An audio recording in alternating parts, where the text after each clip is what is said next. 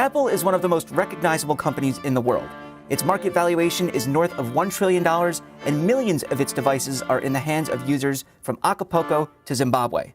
From the advent of the personal computer, to the dark days following Steve Jobs' ouster, to the unprecedented success of the iPhone, Apple has been revolutionizing consumer technology for decades.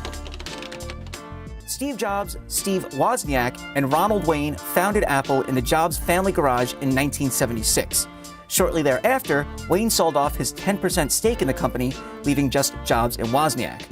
Wozniak was the man behind Apple's first device, the Apple I, building the first version by hand using a wooden casing. It was far from the kind of computers we know and use today, and was designed as a kit computer that you would put together on your own. The Apple II, which was also designed by Wozniak, launched just a year later in 1977 and was a far more commercially successful product.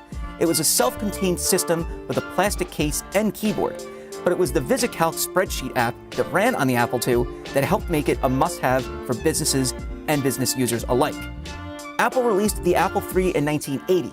It was the first computer that Wozniak didn't design and suffered a litany of problems. Heating issues caused the solder holding parts of the motherboard together to melt, and for chips to pop out of their sockets. To get them back in place, Apple told users to pick up the system and slam it on a desk. If not for the Apple II's popularity, Apple could have been in serious trouble. In a 1985 interview with Playboy, Jobs said the losses from the Apple III were incalculable. Apple also filed its IPO in December 1980 at a price of $22 per share. The stock has split 4 times since then. Following the Apple III, Apple began work on the Lisa and Macintosh. Both systems were meant to run graphical user interfaces, or GUIs. GUIs are the collections of windowed programs, icons, and folders we depend on to use computers to this day. Prior to the advent of the GUI, users would interact with their computers using programmable languages. The Lisa debuted in 1983, but failed due to its $10,000 price tag. Still, it was the first consumer computer to come with a mouse and, more importantly, a GUI. The Macintosh, on the other hand, proved incredibly successful for Apple. It was the first mass-market, consumer-priced computer and used a GUI and mouse like the Lisa. At $2,495, the Macintosh still wasn't cheap, but it was far from the $10,000 Lisa.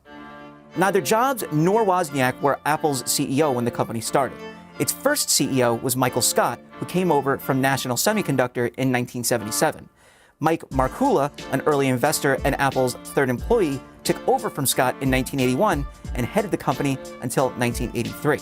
It was in 1983 that Jobs famously pitched then Pepsi CEO John Sculley to be Apple's next CEO by asking him whether he wanted to sell sugared water the rest of his life or change the world.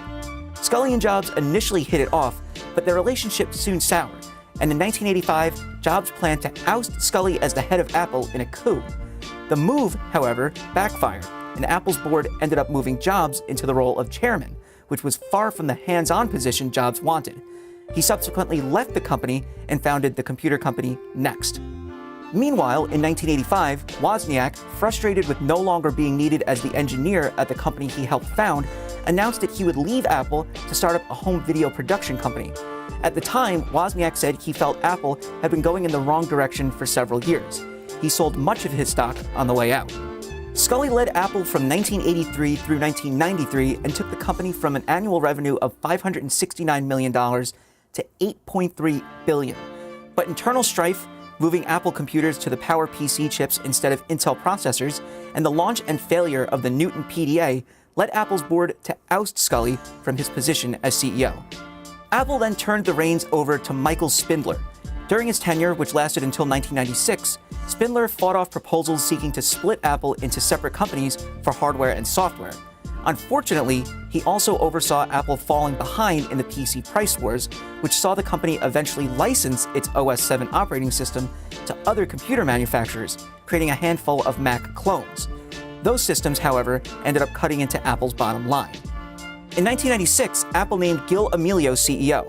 His time in the driver's seat lasted just a year, but while there, he purchased Next Computers from Steve Jobs for $400 million to use their operating system in Apple's computers. Naturally, part of the deal included bringing Jobs on as an advisor. The next year, Amelio was out, and Jobs was named interim CEO of Apple. Back at the company he helped found, Jobs went to work cutting various products and projects to make Apple as trim as possible with the goal of returning the company to profitability. Jobs went on to lead Apple during a period of major growth with the introduction of the colorful iMac all-in-one computer, Mac OS X, the iPod, and iTunes. The company's crown jewel, though, was the iPhone, which Jobs unveiled in 2007. The next year, Jobs announced the App Store and later launched the iPad. Jobs also oversaw the launch of the MacBook Air, which would change how laptops and computers were designed and built for years.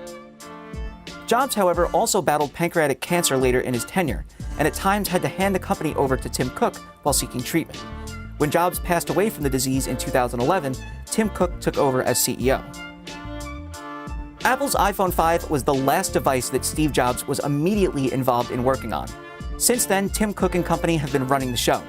In that time, Apple has released the iPad Pro, new desktops and laptops, more than 10 additional models of iPhones, the Apple Watch, and AirPods.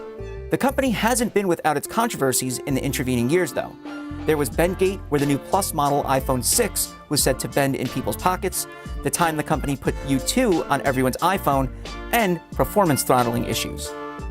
Still, the iPhone drove the majority of Apple's growth, cementing it as the biggest comeback story in business history. That was further solidified on August 2nd when Apple's market valuation officially crossed the $1 trillion mark.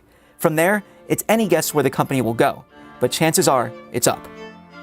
In the years since its founding, Apple helped launch the computer revolution, oversaw the explosion of digital music, and ushered in the smartphone age. In its wake, it's left behind lesser competitors that simply couldn't match its products or staying power. Not too bad for a company that started in a garage. Hey investors, Zach Guzman here. Are you interested in learning more about the markets and getting the latest financial news? Well, then click right here to subscribe to our Yahoo Finance YouTube channel. Get the latest up-to-the-minute market analysis, big interviews in the world of finance, and information on how to manage your money every day wherever you are.